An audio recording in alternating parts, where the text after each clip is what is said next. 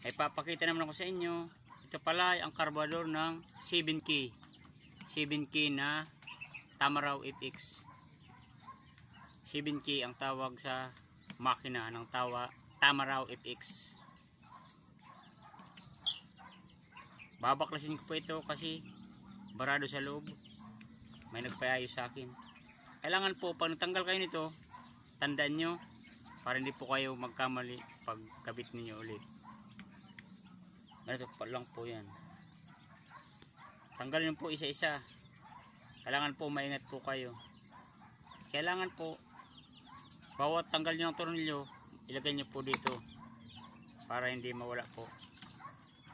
Napakadali lang naman po yan guys. Ka-deliver.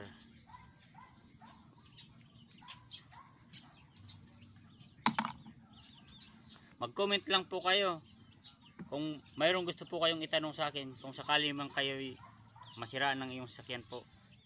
Like and share na lang po.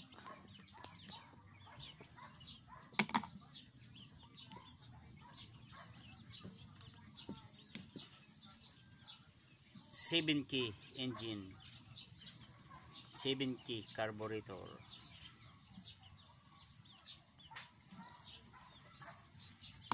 Ito po ang carburetor ng 7K engine, gasoline.